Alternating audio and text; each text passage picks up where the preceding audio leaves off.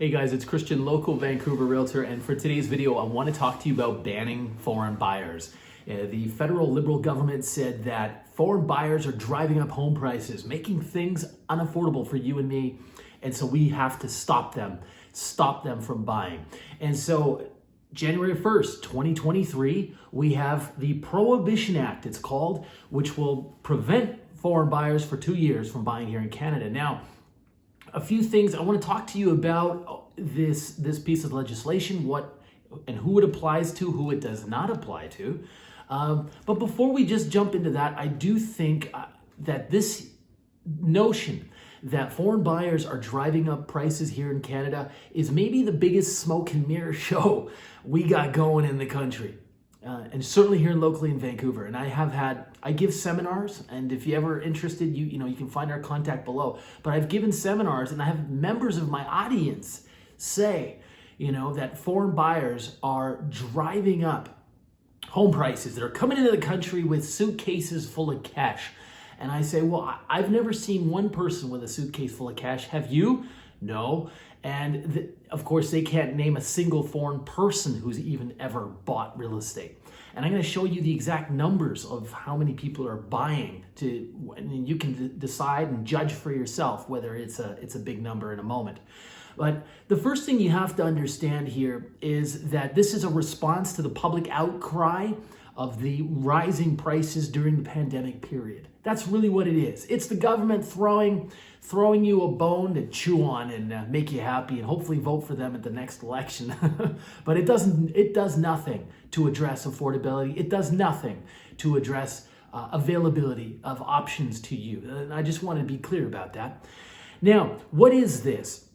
So, okay, foreigners. Now, what's a foreigner? Foreigner is someone who is not Canadian and is not a permanent resident, is not part of the provincial nominee program, the PNP.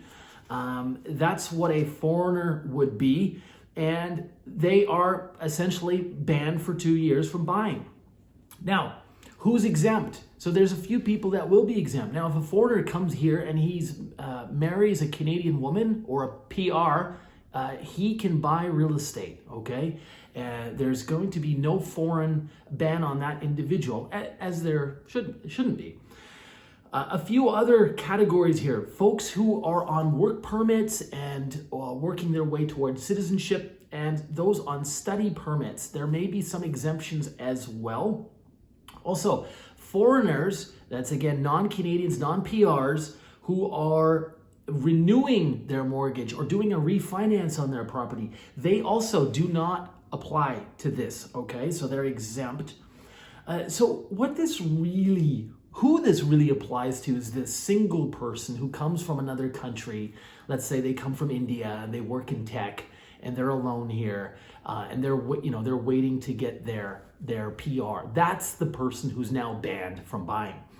And I'll share with you that I've done a couple hundred deals in real estate, and I think in all that time, I think there was one person who was really a foreign buyer. And actually, in fact, she was a part of the provincial nominee program, so she was exempt. There are not that many out there. And in fact, if you look really close, you can find since the pandemic, when we shut down the borders for a year, right, foreigners couldn't come in. We had the actual number of foreign buyers drop to minuscule numbers. In fact, if I told you out of 1,000 purchases in the lower mainland, about 9, on average, about 9 or 10, 1% of homes are bought by truly foreign buyers.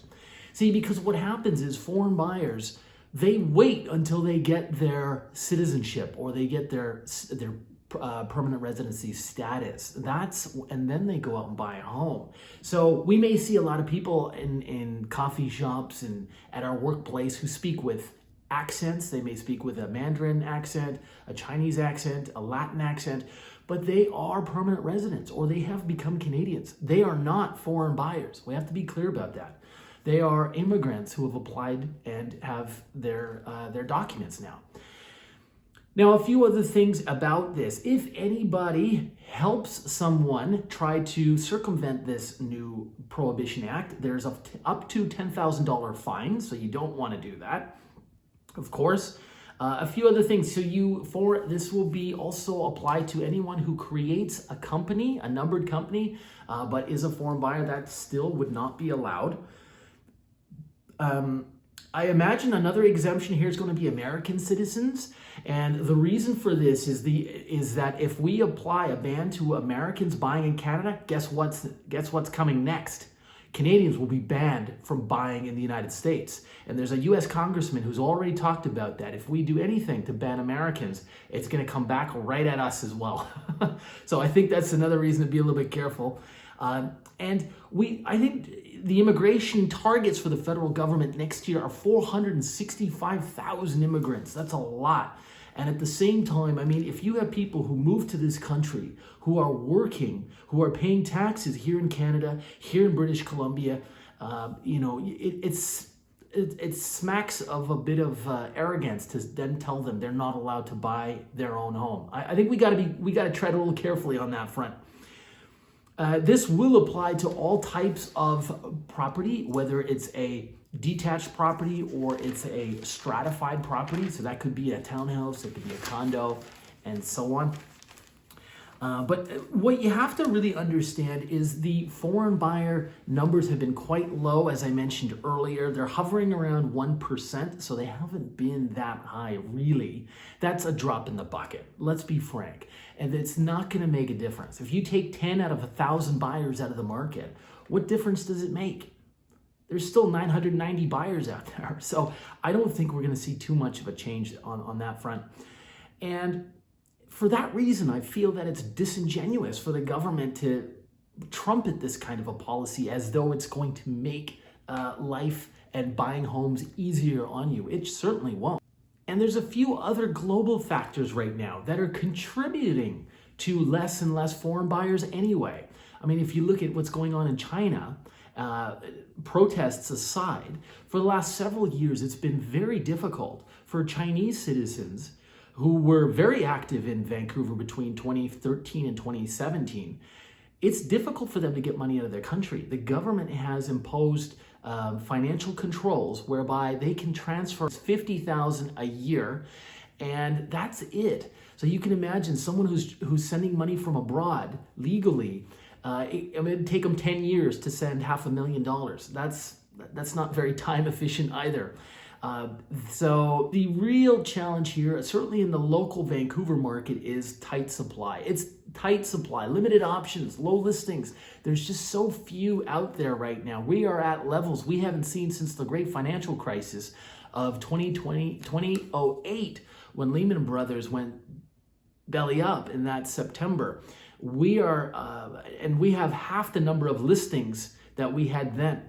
So I think you're going to see the tight supply, the low listings is going to provide a support level for prices going forward. And we're going to leave it there. So if you go ahead and give us a thumbs up or subscribe, we do appreciate it. And we'll see you next time. Thank you.